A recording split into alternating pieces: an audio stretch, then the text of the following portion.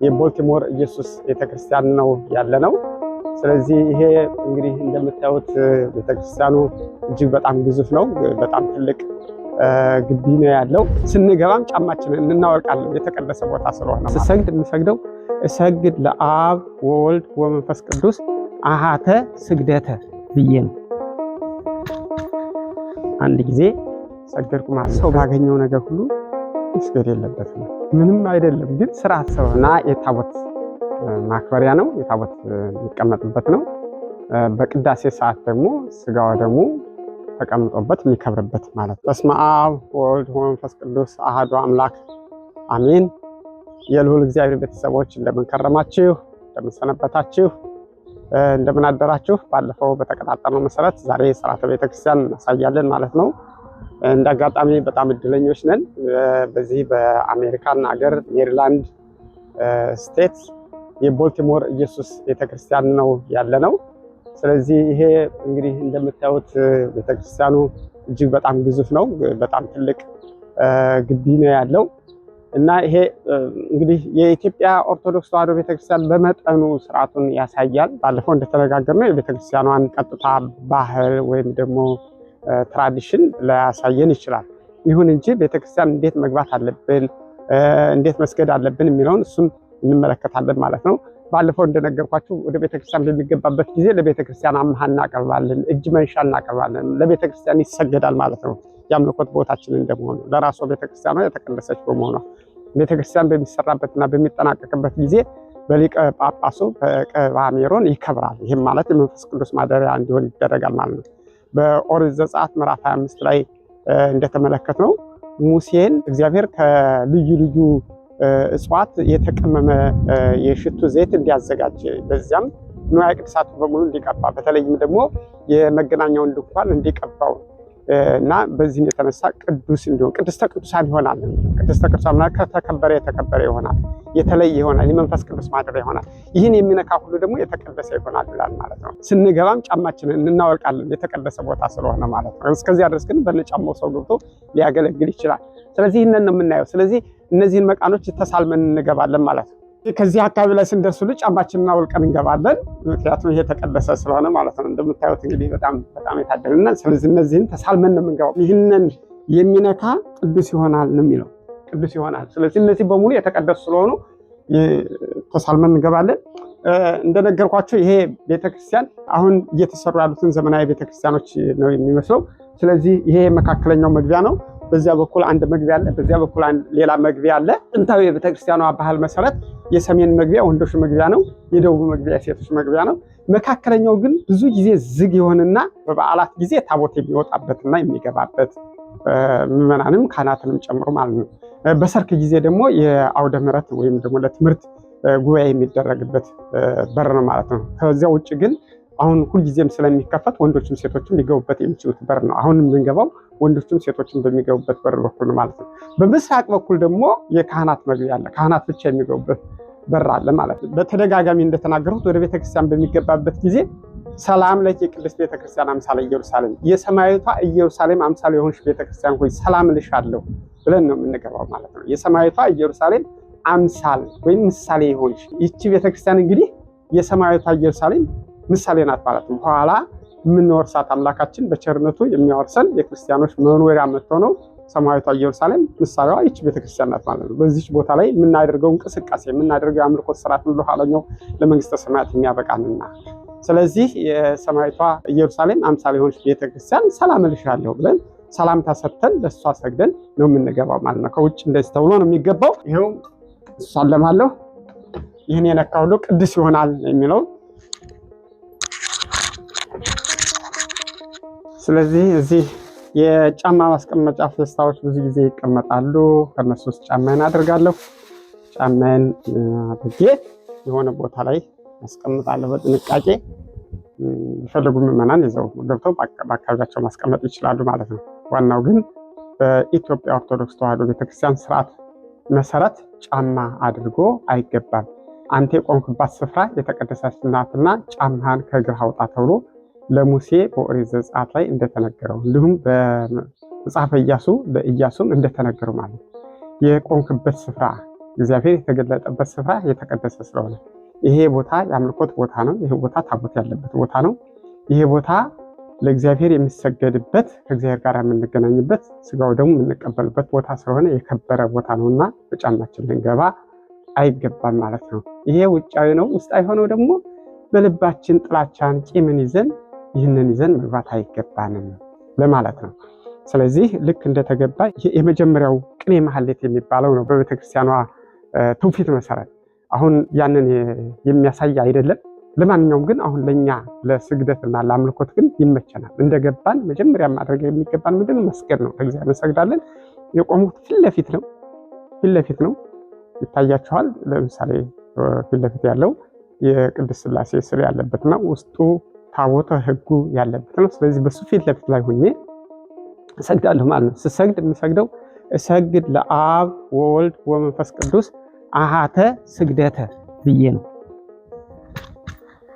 አንድ ጊዜ ሰገድኩ ማለት ነው። ከዚህ በኋላ ወንዶች በወንዶች በኩል፣ ሴቶች በሴቶች በኩል መግባት ይችላሉ፣ ወይም ደግሞ ፊት ለፊት መምጣት ይችላሉ።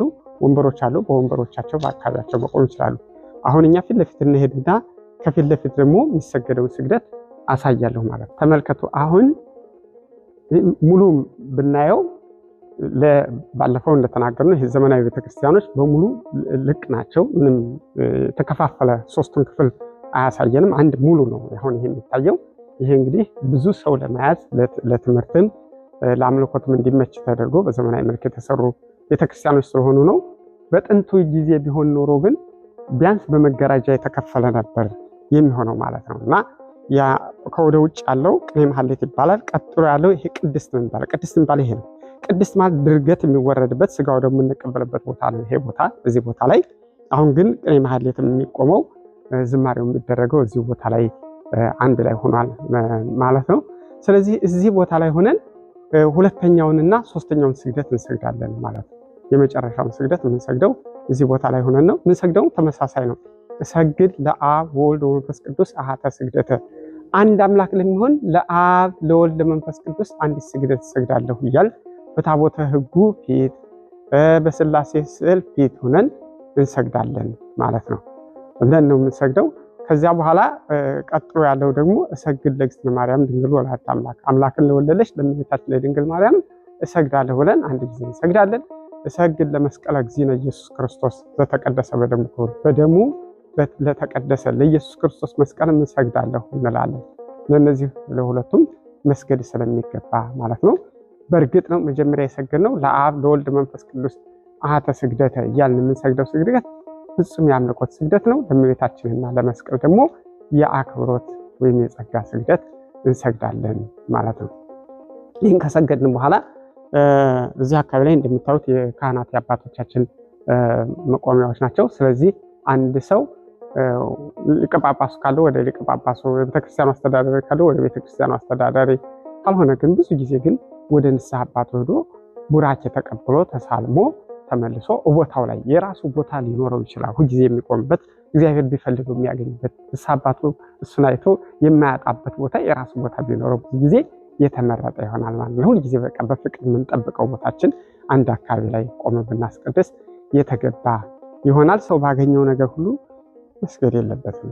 ምንም አይደለም፣ ግን ስርዓት ስለሆነ ብናቅ ስለምንጠቀም ሁልጊዜ እጃችን እንደዚህ አድርገን ነው የምንሰግደው ማለት። ስለዚህ እሱን ነው የምናደርገው። አሁን እየሰገድኩ አሳያለሁ።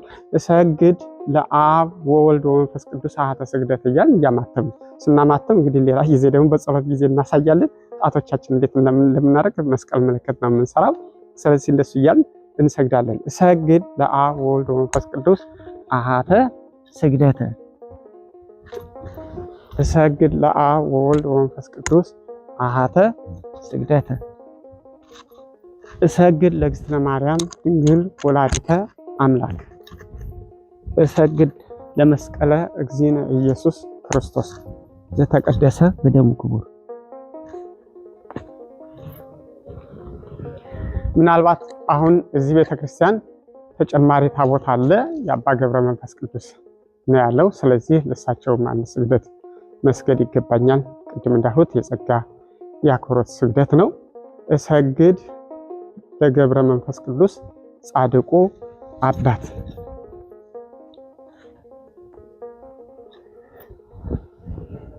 ከዚህ በኋላ የፈለግነውን ነገር ቢያንስ አንድ አቡነ ዘበሰማያት ጸልየን ወደ ቦታችን እንሄዳለን ማለት ነው። ይሄ ቀጣይ ያለው እንግዲህ ከዚህ በኋላ ያለው ለምታዩት በትልቅ መጋረጃ ተጋርዷል። ቅድስተ ቅዱሳን ወይም መቅደስ የሚባለው ነው። ከመቅደስ በኋላ ካህናት ብቻ ናቸው የሚገቡት ማለት ነው። ክህነት ያለው ከድቁና ጀምሮ ያለው ሰው ነው የሚገባው። ሌላ ቀርቶ መጋረጃ እንኳን ምዕመናን የሆነ ሰው ክህነት የሌለው ሰው መንካት አይፈቀድለትም ማለት ነው። ጠግቶ መጸለይም የለበትም። እንደ ቤተክርስቲያኗ ስርዓት መሰረት እነዚህ እንደምታዩቸው ቅዱሳት ስዕላት አሉ። በቤተክርስቲያን ውስጥ ስዕል አይሳልም፣ በተገኘውም ቦታም አይለጠፍም። የራሱ አቀማመጥ የራሱ ስርዓት አለው ማለት ነው። ከላይ ጀምሮ የቅድስት ሥላሴ ስዕል አለ። በዙሪያው የመላእክት አሉ። በግራ በቀኝ የቅዱስ ሚካኤልና የቅዱስ ገብርኤል ስዕላት አሉ። የእመቤታችን ስዕል አለ። እነዚህን ነገሮች በሙሉ በጥንቃቄ የሚደረጉ ናቸው ማለት ነው። እነዚህ ሁሉ አምሃ ወይም ደግሞ የአክብሮት ስግደት ልንሰግድ በፊታቸውን ቆመን ልንጸልይ ያስፈልጋል ማለት ነው። ጸሎታችን ከጨረሰ በኋላ ተመልሰን በራሳችን ቦታ ላይ ሄደን ቆመን ቅዳሴ ካለ እናስቀድሳለን።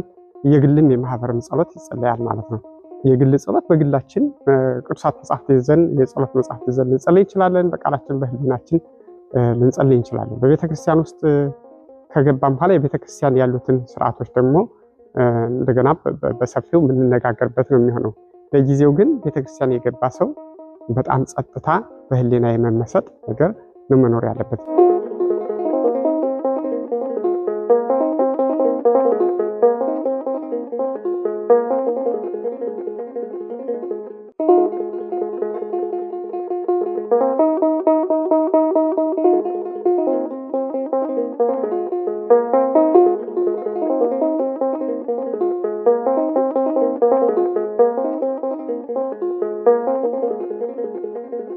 ይሄ ነው እንግዲህ መንበር የምንለው እና የታቦት ማክበሪያ ነው። የታቦት የሚቀመጥበት ነው።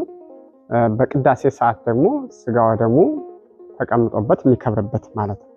ስለዚህ የስጋው ደግሞ የክብር ዙፋን ማለት ነው። በዛ ቦታ ላይ ሆኖ ነው እንግዲህ ቅድም እንደተናገሩት ካህናት ብቻ ናቸው እዚህ ውስጥ የሚገቡት።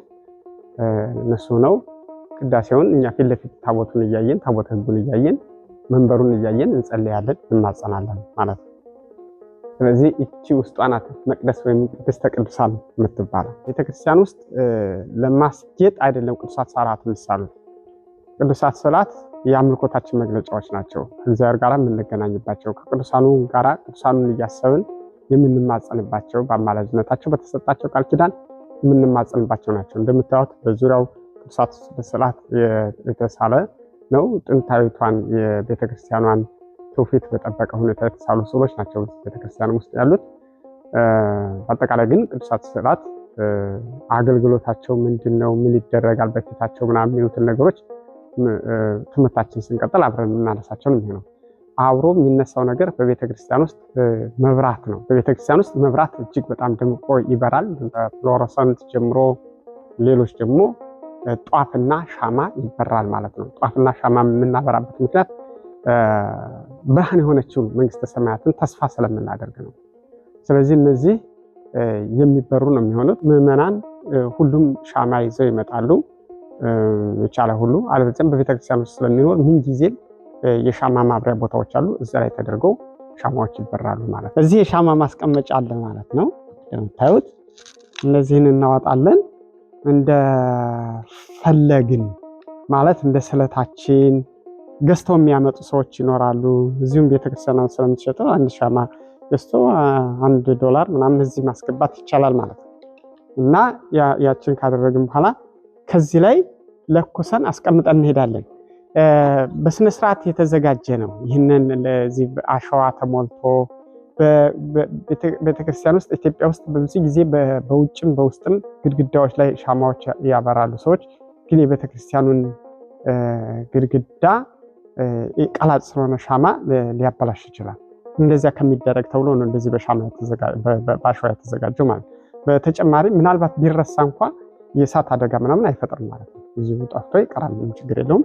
ማጥፊያ ያለቻት እዚህ አንድ ምዕመን በሚወጣበት ጊዜ አጥፍቶ ሊወጣ ይችላል፣ ችግር የለበትም ማለት ነው። ነገር ግን ዋናው ነገር ምንድነው? የሻማን ትርጉም ማወቃችን ነው። ለምንድን ነው የምናበራው የምንለው? ቅድም እንዳልኩት ብርሃን ብርሃን የሆነች ሀገርን መንግስተ ሰማያትን ታወርሰናለህ፣ የነፍሴን ጨለማ ታርቅልኛለህ፣ ህይወቴን ብርሃን ታደርገዋለህ እያሉ ሰዎች በልባቸው የሚማጸኑበትን የሚፈጽሙበት ነው ማለት ነው።